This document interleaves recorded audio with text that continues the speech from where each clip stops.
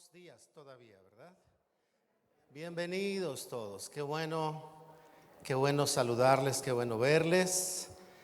Antes de ir al mensaje, quiero decirles que a partir del próximo domingo, a partir de esta semana, ya no vamos a trabajar con registro para poder asistir a la reunión. Así que es muy importante que tú asistas regularmente a la reunión que venías, para que podamos distribuirnos como lo hemos estado haciendo. Y bueno, si acaso quieres o necesitas cambiar, puedes hacerlo, pero ya no vamos a necesitar registro. Entonces mañana ya no aparecerá en la página el registro, porque el próximo domingo es ya abril y queremos iniciar dando un paso más adelante. No pondremos todavía el total de cupo de sillas. Actualmente hay 120 sillas. Aquí caben 320 sillas, así que hay 200 que no hemos puesto. Vamos a seguir conservando una capacidad moderada, pero ya no va a haber registro. Lo segundo es que las hileras van a estar completas de lado a lado, con los mismos, con la consideración de espacio hacia atrás. Y la manera en la que te van a dirigir el equipo de anfitriones es a que cuando llegues con tu familia ocupes los lugares seguidos y después dejes un lugar para que tengamos esa distancia entre familias, entre matrimonios.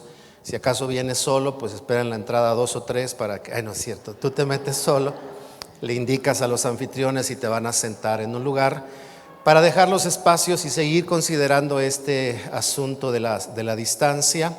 Y obviamente seguimos con el cubreboca en los lugares cerrados, ¿verdad? Así como se están indicando, siguiendo con este cuidado entre nosotros, orando y confiando que podemos avanzar cada día más. Entonces ya no hay registro para que tú te vengas a tu reunión, pasa la voz, coméntale a alguien que conoces para que sepa y pueda estar aquí en la reunión.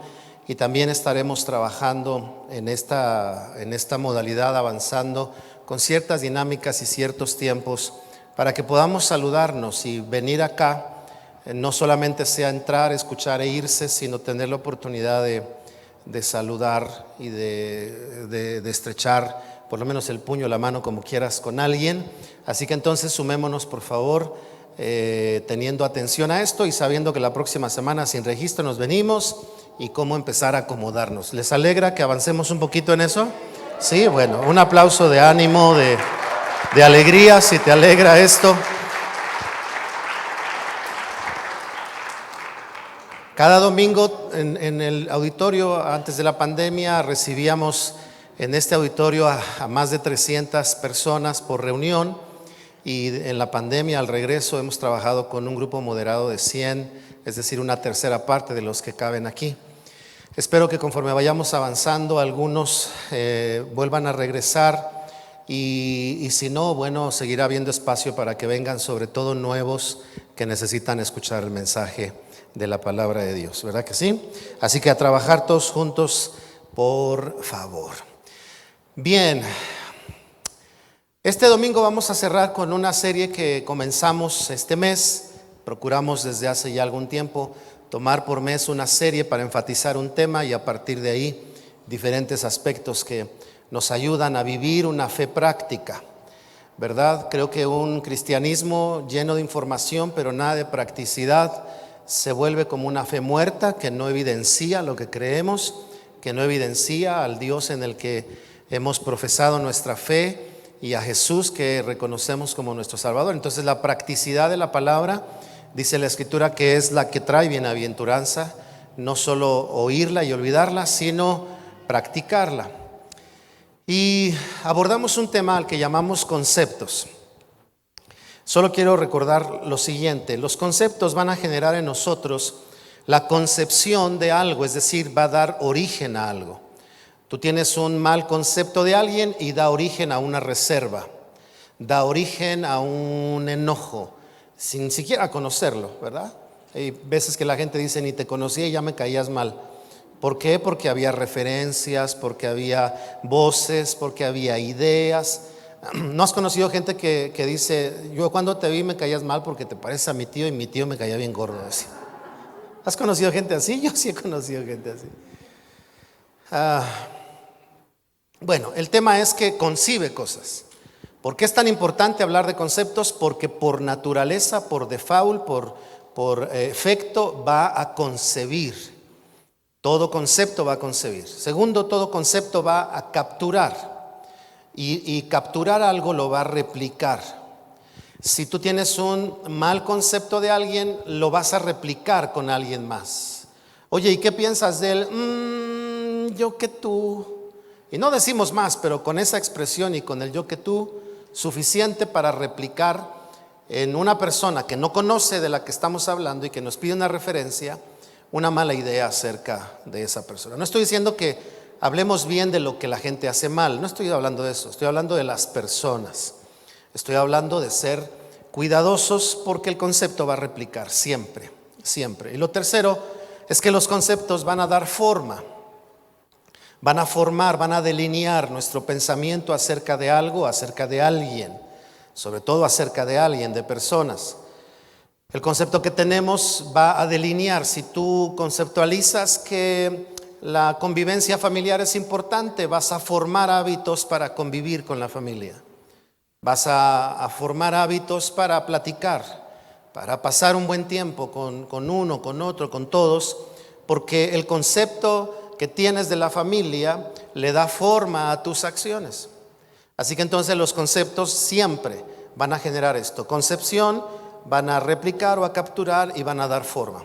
Y ya hemos hablado de nuestro concepto acerca de Dios, nuestras ideas acerca de Dios. Hemos hablado de nuestras ideas acerca de nosotros mismos. En la primera reunión hablé de la mirada hacia los demás, es decir, los conceptos que tenemos de las personas, y hablé de cuáles eran los elementos que Jesús usaba para marcar una diferencia en el trato a los demás a partir de las ideas o de los conceptos. Jesús se acercó a lo que la comunidad, la sociedad, inclusive la religión mantenía lejos.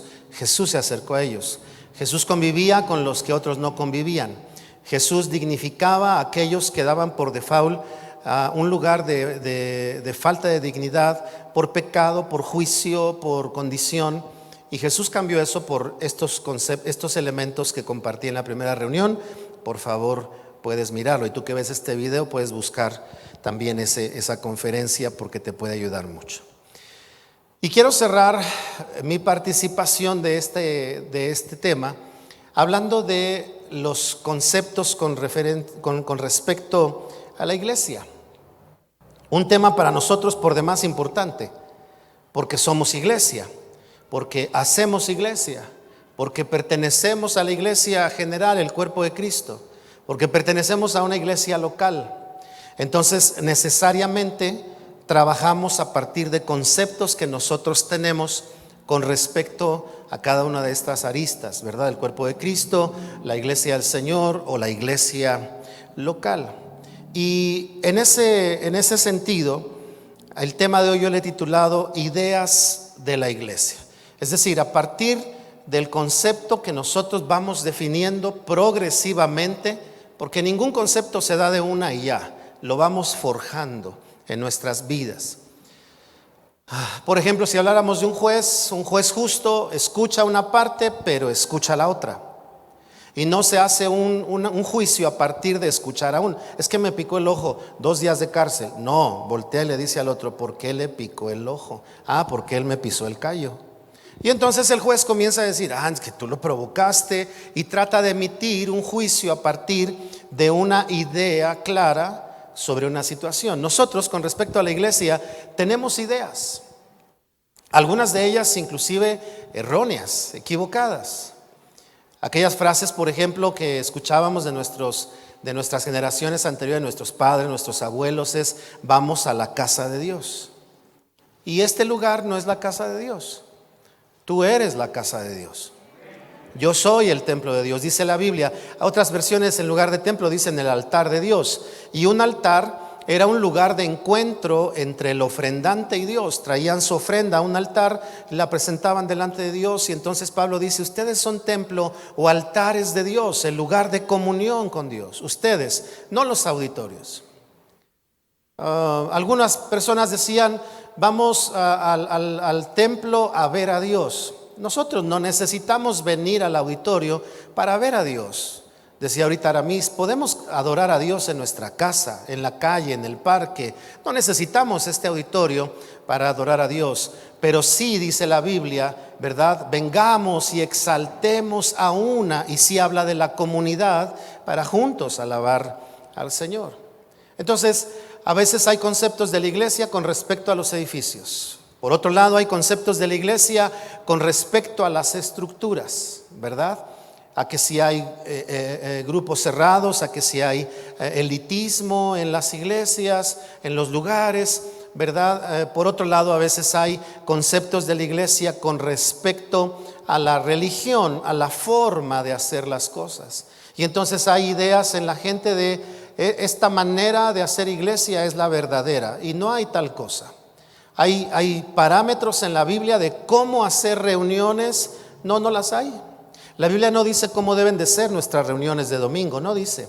Solo dice lo que puede haber. Dice Pablo, ¿qué hay cuando se reúnen? Hay salmo, hay ciencia, hay profecía, hay sabiduría, hay revelación, ¿verdad? Y luego dice él, usen todo esto para la edificación de los demás. Pero no da ningún programa, ni dice cuántos de ellos tiene que haber en una reunión. Entonces, hay diferentes ideas con respecto a la iglesia. Y quiero hoy hablarles de algunos ejemplos para que en tu corazón y en el mío se quede la importancia de que en la madurez, en el camino, en la fe cristiana, vayamos puliendo siempre esta idea de la iglesia, para que cuando nos demos cuenta que se está desvirtuando en nuestro corazón, la corrijamos, detengamos ese deterioro, pidiéndole a Dios nos ayude, pero a través de parámetros que nos sirvan para poder cuidar esta parte, ¿verdad? Y por otro lado, para poder compartir con otros, y a partir de eso podamos nosotros tener una dinámica dentro de la iglesia con respecto a un concepto sano, saludable. Por último, les diré la frase de aquellas mamás o abuelitas de nosotros que nos dijeron: vamos al templo a ver a Dios para que no se enoje porque no vamos. O vamos al templo a pedirle a Dios que nos ayude, como si el templo fuera un lugar mágico. Y así se viven con ideas en nuestra vida. Entonces quiero hablarles de 4 ejemplos, pero quiero comenzar leyendo Hechos capítulo 2, para que veamos una referencia del contexto de la iglesia en sus inicios. Dice el capítulo 2 de Hechos, versículo 47. Bueno, voy a leer 46 y 47. Dice: adoraban juntos en el templo cada día, se reunían en casas. ¿En dónde se reunían? ¿En dónde? Dígalo fuerte. Pregunto, ¿en dónde hay más comunión unos con otros? ¿Aquí o en una casa? Aquí tú saludas a 3, 4 y ya no nos da tiempo de saludar a más. En una casa saludas a todos. Anoche justamente tomaba yo un café con unos hermanos de aquí de la iglesia que recibimos en casa, y platicamos cosas que aquí no platicamos. Y entonces sabemos lo que están atravesando, nos unimos a orar con ellos, les acompañamos, pueden saber de nosotros. Y la Biblia dice que la iglesia en este tiempo, en estos inicios, no se celebraba en auditorios, ni en templos, ni en catedrales. Dios no mandó construir templos a la iglesia, los mandó a hacer comunidad, estar cerca los unos de los otros. Y miren que en una iglesia que crece, esta iglesia donde tú y yo somos parte, no es tan grande, pero tenemos un llamado a crecer y a crecer. Yo sigo soñando con que tengamos, conforme pasa el tiempo, más personas a las cuales les compartamos de Cristo. Y eso signifique lo que quiera significarse, tener más reuniones en la iglesia. Yo no sé si tú estás conforme con que haya 3 reuniones en esta iglesia, pero yo veo el auditorio que tenemos, yo veo las instalaciones que tenemos y digo, sería increíble que tuviéramos que abrir una 4ª reunión y una 5ª y una 6ª, pero no porque viene gente, sino porque también el equipo está creciendo, porque tú que todavía no te has incorporado a servir, digas, necesitan manos, voy a servir y yo voy a ser un servidor de la 4ª reunión. Iba a decir 4ª transformación, pero es otra cosa, ¿verdad? Sí, me perdí. De la cuarta reunión. Es chiste, es broma, nadie se enoje. De la cuarta reunión. Y hay una quinta. Yo no estoy sirviendo, me voy a sumar. Voy a dejar mi espacio para que alguien nuevo llegue y ahora yo me sume a esa quinta reunión y pueda sumarme para que más y más y más personas, que es el deseo del Señor, le conozcan y vengan a una relación personal con Él. Que el auditorio no signifique el lugar a donde los que ya estamos podamos llegar, sino que el auditorio signifique que la iglesia viva que somos tú y yo está generando que otros, y está generando espacio y está generando lugar, y que el lugar nunca sea un límite para dejar de crecer, porque la iglesia entiende que no somos un grupo de personas que ya llenamos un espacio, sino que somos un grupo de personas que hacemos comunidad para que otros conozcan a Jesús. Así que entonces dice ahí, se reunían en las casas y dice, y compartían sus comidas con gran gozo y generosidad. ¿Cuándo fue la última vez que invitaste o te invitaron a comer con alguien? Eso sucede cuando empiezas a hacer comunidad con alguien. Cuando eres parte de una iglesia, no solamente, y gracias por hacerlo, invitamos al pastor o algún líder, invitamos al que cada domingo le vemos la nuca porque nos sentamos en el mismo lugar. Y hasta le conocemos el remolino que tiene atrás. Y decimos, sí, es el mismo, ya se sentó delante de mí, es mi hermano del remolino derecho. Y decimos, ahí tiene su remolino. Y un día le dices, hermano, ¿qué te parece si te invito a tomar un café a nuestra casa? Y se empiezan a establecer relaciones más cercanas, de amistad, de compañerismo, de amor, porque ese fue el llamado a la iglesia. Y dice, compartían la comida y tenían gran gozo y generosidad. Todo el tiempo alababan a Dios y disfrutaban de la buena voluntad de la gente. Y dice, y cada día el Señor agregaba a esta comunidad cristiana, o a la iglesia, dice la versión 60, los que iban siendo salvos. Y en estos dos versículos vemos dos ideas básicas de Dios en la iglesia del principio. Comunidad. Comunidad, que significa relaciones, que será nuestra siguiente serie del mes de abril, relaciones, porque las relaciones generan influencia. Y entonces, comunidad, algo en común. Comunidad, fortaleza entre un equipo que está junto. Y por otro lado, relaciones implícitas, aprender a relacionarse y a poder animarnos y servirnos unos a otros, ¿verdad? Y también dice aquí que este era el lugar donde la gente disfrutaba de la vida en Cristo y de la salvación que Jesús había traído. Una idea básica de la iglesia.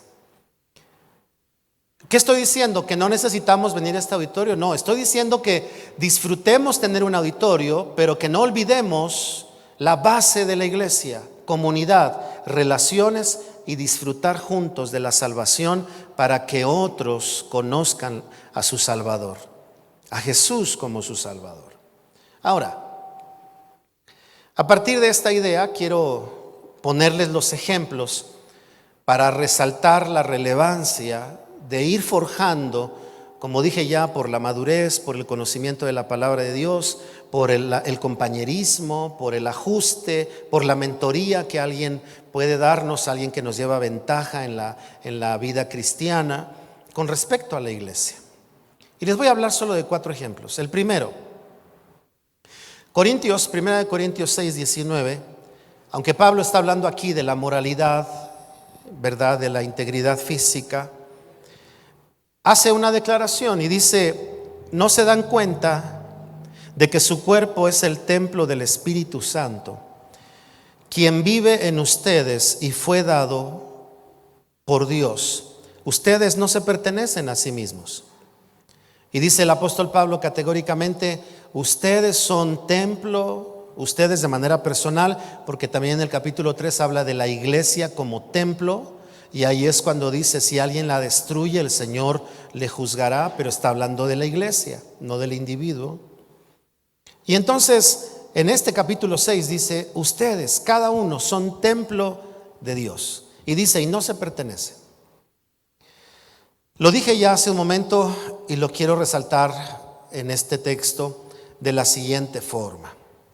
La iglesia no es un grupo de personas que están en un lugar, sino que la iglesia es la comunidad de personas que se saben y que viven con la conciencia de ser templo del Espíritu de Dios, es decir, propiedad de Dios, y que viven su vida conectada a su corazón y que disfrutan la vida, pero en esa relación de pertenencia a Dios.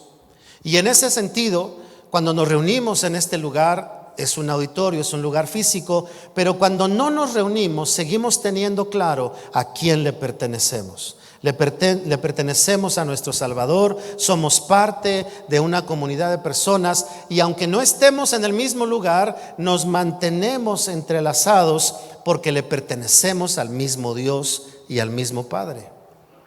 Cuando entendemos eso, podemos tener diferencias con alguien, podemos reconocer nuestras faltas mutuas, pero no vamos a coartar nuestra relación porque sabemos que el que derramó su sangre por mí también la derramó por él, aunque yo tenga diferencias con él. Y se va a mantener la unidad y se van a construir relaciones y se van a derribar separaciones y se va a fomentar la unidad. Y dice el Salmo 133, Dios envía salvación, bendición, vida eterna donde hay unidad entre los hermanos. Así que número uno, la iglesia debe de tener claro que no va al templo, sino que lleva el templo al lugar de la comunidad para poder todos juntos disfrutar de la presencia de Dios. Lo voy a decir de otra forma para que veamos la importancia de esta idea del templo. Cuando la iglesia tiene en mente que la vitalidad de la iglesia radica en el templo, en el auditorio, yo pensaría esto de manera sencilla. Si venimos al auditorio 4 veces al mes o 5 o 6, en la pandemia se cerraron los auditorios. Entonces, si cerraron los auditorios, ¿la iglesia se detuvo? Si la iglesia piensa que el templo es el símbolo de vitalidad, la iglesia se está extraviando.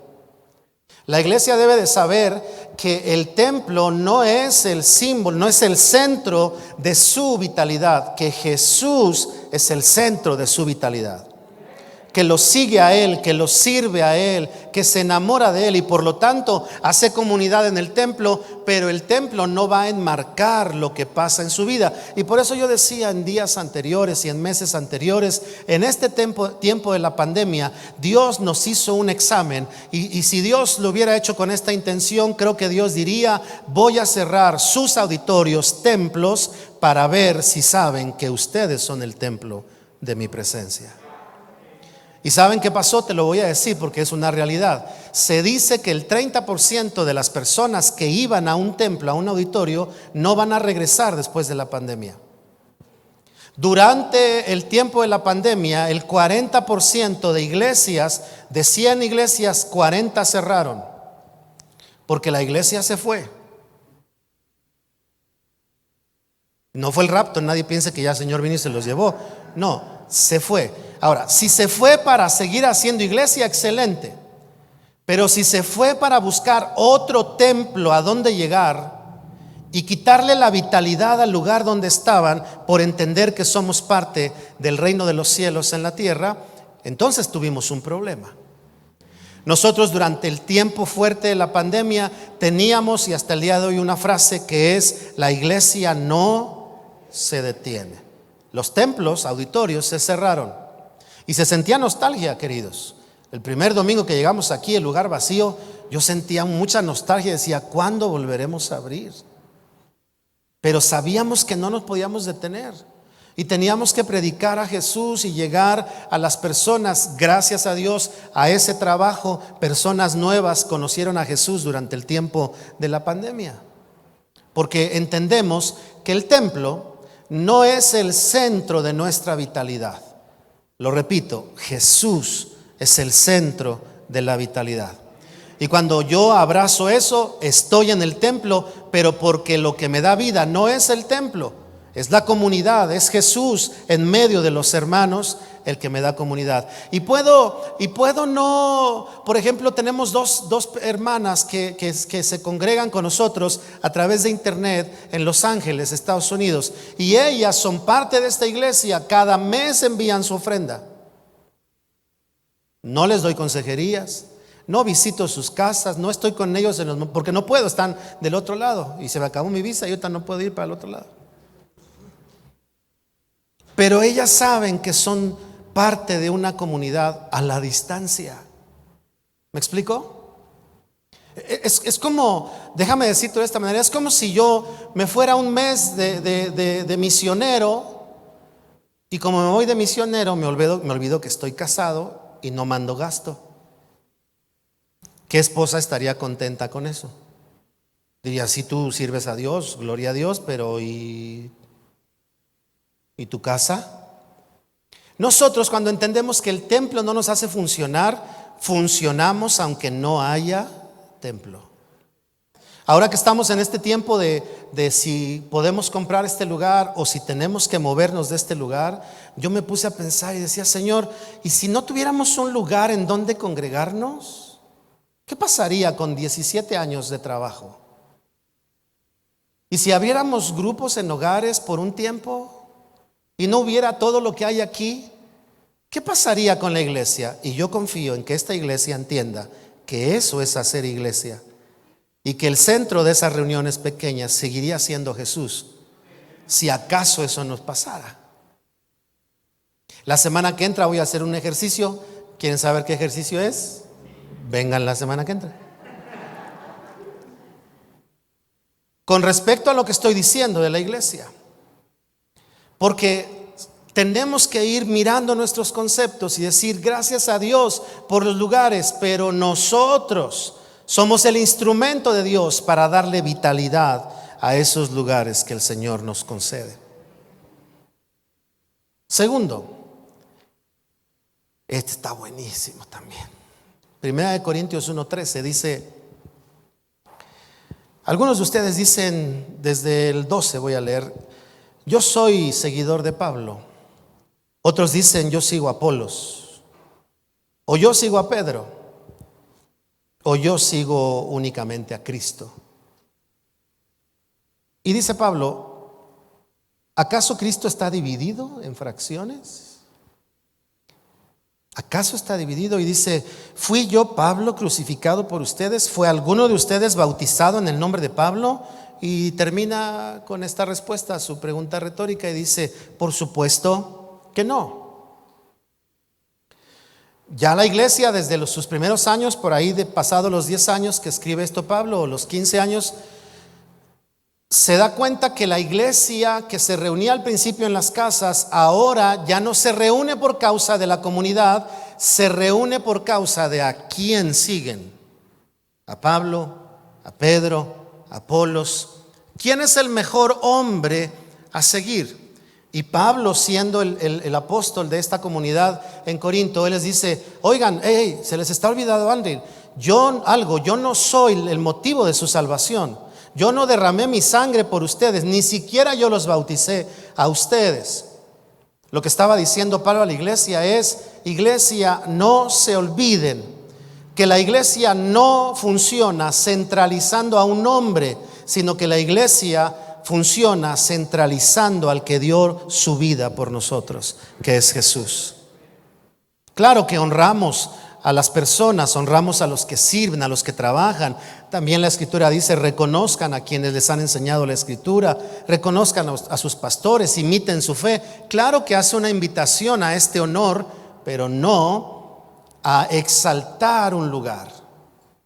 Yo recuerdo, suele pasar en los lugares, sobre todo cuando hay diferentes predicadores. Yo estaba en una iglesia donde había 5 o 6 pastores, ahí comencé a pastorear.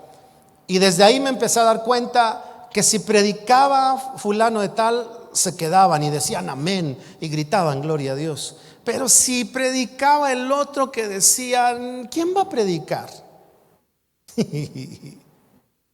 Entonces no entraban. Luego empecé a ver que la gente decía, ¿quién va a dirigir la alabanza?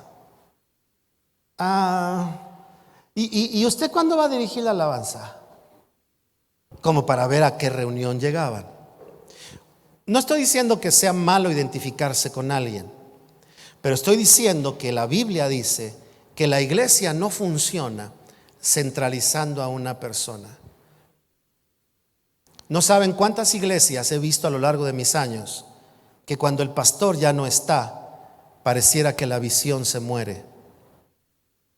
Y Jesucristo dijo esto cuando se fue: les conviene que yo me vaya, porque si no me voy, el Consolador, es decir, la siguiente fase no va a ocurrir. El día que yo deje de ser pastor de este lugar, yo estaré pleno de ver que la iglesia no solo siga, sino que crezca más cuando yo ya no esté. Porque yo no me pienso retirar del pastorado cuando ya no pueda ni predicar. Yo me voy a retirar del pastorado y hacer otras labores pastorales antes, como en unos 4 días. No es cierto. No es cierto. Pero sí creo que voy a cambiar de labores. La próxima semana tengo que visitar a la iglesia de Pachuca. Me invitaron para aperturar un nuevo grupo que estoy pastoreando también. Así que va a llegar un día en que ya no puedo pastorear este lugar. Sí podré predicar, pero pastorear ya no. Y cuando eso pase, nosotros tenemos que ser una iglesia que entendemos que no funcionamos porque un pastor está ahí, sino funcionamos porque el Espíritu Santo nos habita, y funcionamos porque Jesús está donde 2 o 3 se congregan para manejar asuntos del reino de los cielos. Además que tenemos un equipo precioso. El año pasado que me enfermé, alguien se acercó y me dijo: pastor, ¿le puedo decir algo? Claro que sentimos su ausencia, pero las reuniones eran iguales. La gente nos recibió bien, la organización estuvo. Yo dije: gracias a Dios, porque este equipo maravilloso de trabajo que tenemos no funciona porque yo soy su pastor, funciona porque aman a Dios y saben de lo que se trata. Que todo lo que hacemos aquí tiene que ver con predicar a Jesús y ayudar a los que aquí vienen, y hacemos comunidad para crecer su relación con Cristo. Eso es precioso. Dicho de otra manera, en la pandemia el Señor alejó a los pastores de la gente. Porque ¿qué nos dijeron? Guárdate en tu casa. Y yo solo por mensajes: pastor, ya se enfermó mi tía, y por mensaje orando, pero no podías ir a verlos. Tenías que cuidar y dar ejemplo.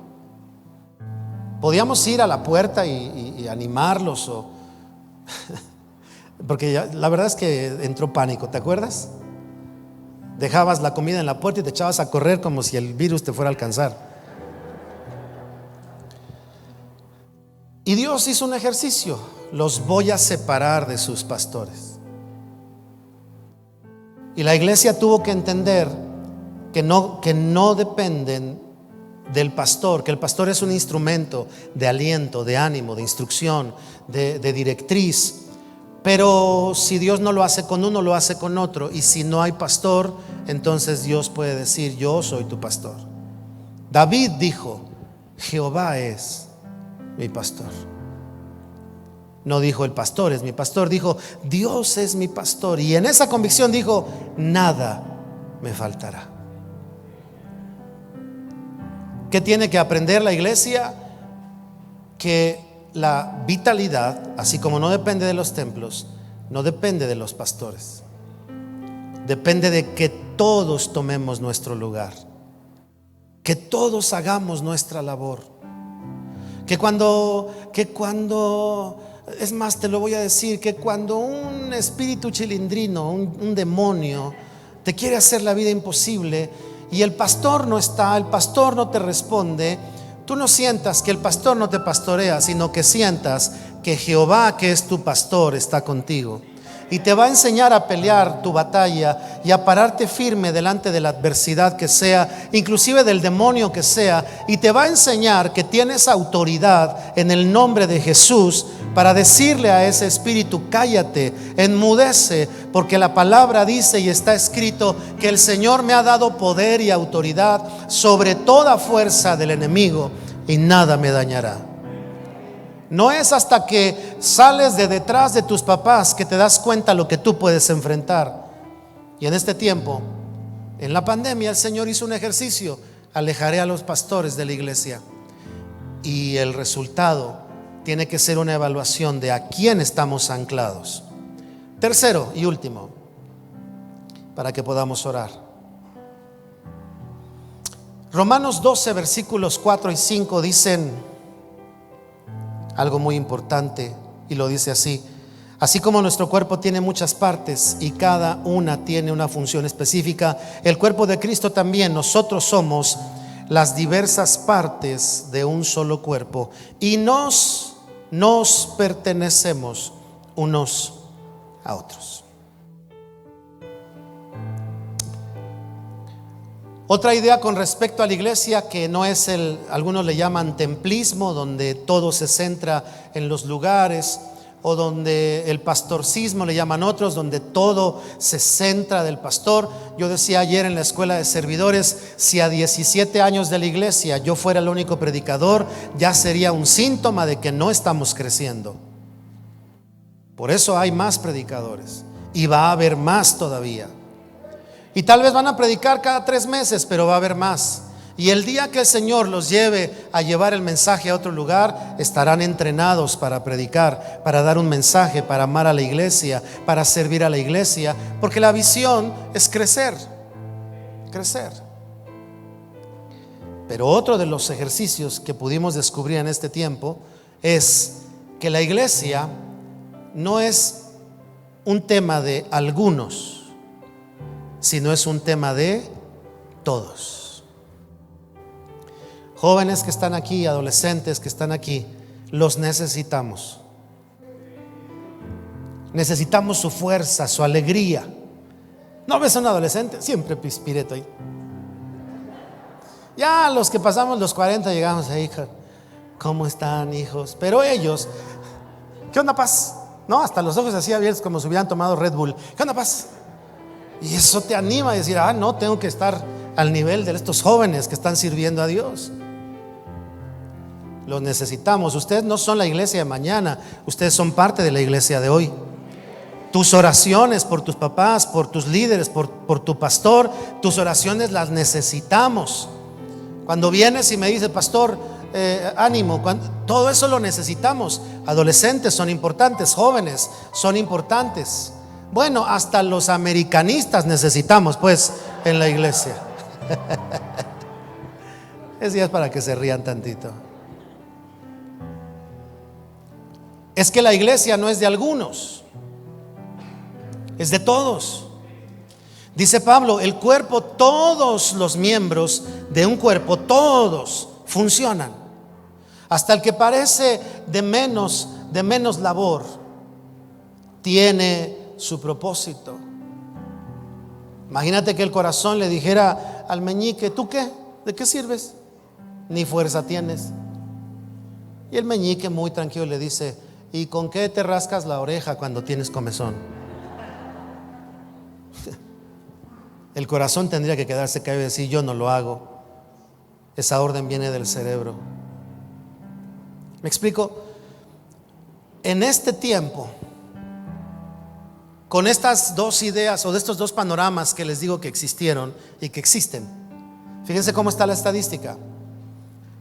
40% de iglesias en el mundo se dice que cerraron congregaciones por diferentes razones: por falta de economía, por no poder pagar los lugares, porque la gente ya no estuvo, porque la membresía bajó. Yo conozco de congregaciones que ahorita no pueden volver a abrir porque no tienen las finanzas para volver a pagar su renta, por ejemplo. Entonces no tienen un lugar donde estar. Pero la otra es que de esas 40, el promedio de 50% de líderes ya no quiere dedicarse al tiempo completo del pastorado. ¿Y sabes por qué? Porque una de las cosas que sintieron es que la gente los dejó. que a la hora de empujar ya no empujaban con los demás. ¿No te ha pasado que empiezas a jalar algo con 4 y de repente vas avanzando y sientes cada vez más pesado, y cuando volteas ya se subieron al carro los bárbaros? Y dices, con razón se siente más pesado. En lugar de jalar ya se treparon al carrito.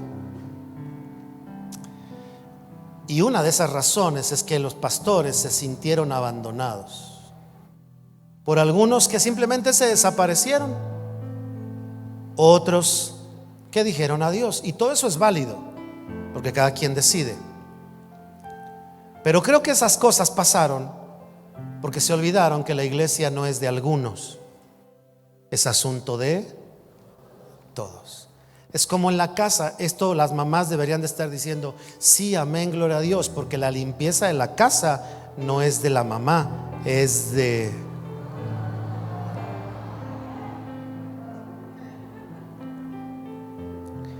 Los gastos de la casa no son solo del papá. Ya los hijos trabajan, ya los gastos son de... los hijos no pueden ni hablar, pero ya es de todos. Papá, yo pago el teléfono, yo pago la luz. Bueno, no, yo mejor te compro un coche, papá.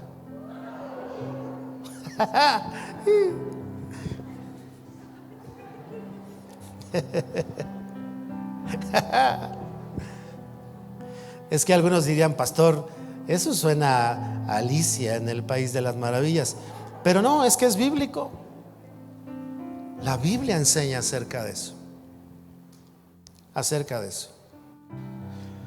Así que lo último que te digo es: la iglesia no la hacemos los que estamos aquí.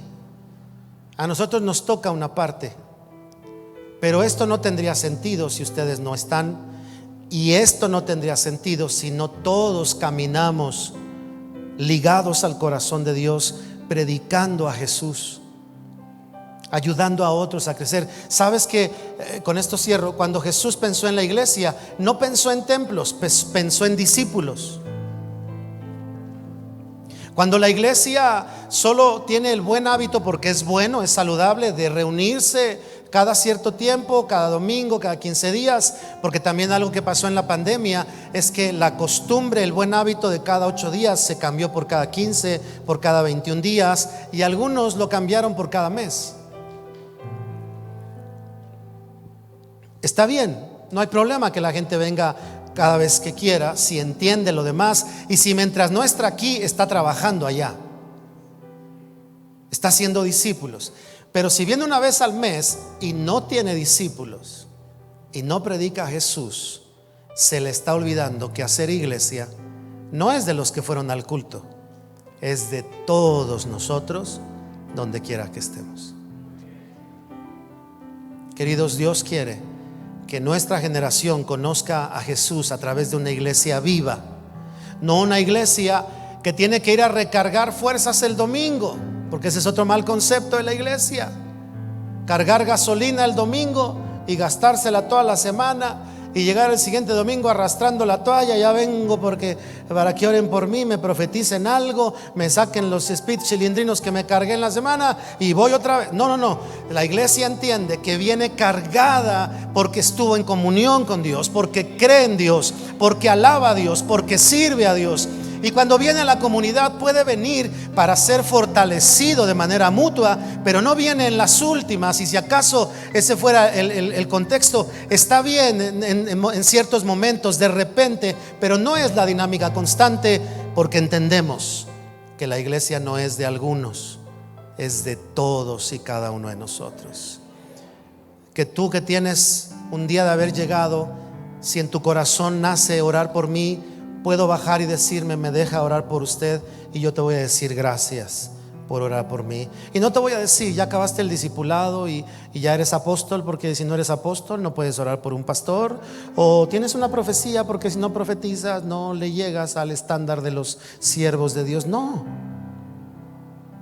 una oración de un joven, de un adolescente. El otro día un jovencito se acercó, me abrazó y me dijo: no sabe qué gusto me da verlo. Un chiquito así. Y cuando me abraza me dice: siempre le pido a Dios por usted. Ay, híjole, ¿te sientes? ¡Qué padre! Él no piensa que solo la oración de ciertos estándares nos bendicen. La oración de todos la necesitamos entre todos. Así que esta tarde vete sabiendo que eres muy importante para los planes de Dios. Tienes un lugar único en el cuerpo de Cristo que Dios te ha confiado, y vete con la convicción de que la iglesia no la hacen algunos, la hacemos entre todos.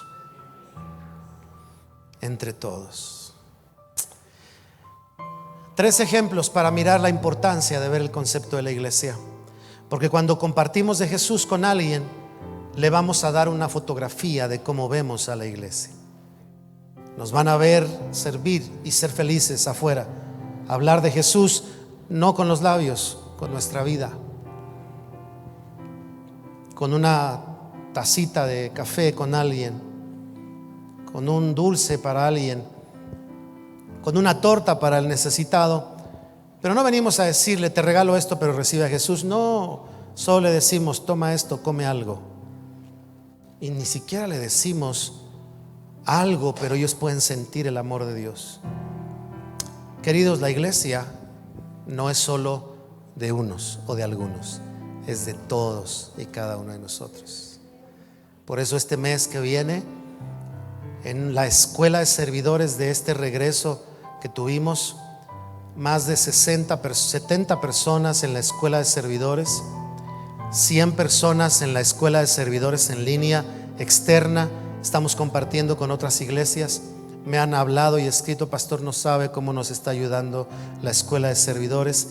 Y este mes de abril tú vas a ver que todo lo que funciona en la iglesia es con este grupo de servidores que se están sumando apenas, para que todos los que han servido siempre descansen un mes. Van a estar sentados en las reuniones y ellos van a estar dando clases, recibiéndote, acomodando. Nada más el puesto de pastor no, porque ese está ocupado, pero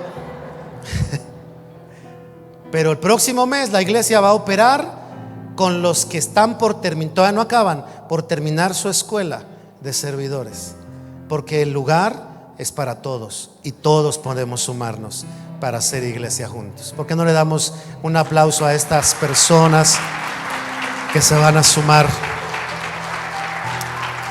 Muy bien. ¿Qué te parece si oramos y le pedimos a Dios de verdad que nos ayude a revisar? Se los dice alguien que tiene toda la vida en la iglesia y que me he dado cuenta que de tiempo en tiempo hay que reformar nuestras ideas. Algunas hay que corregirlas, otras hay que sustituirlas, no porque las anteriores sean malas, sino porque se necesita algo diferente para el tiempo en que vivimos.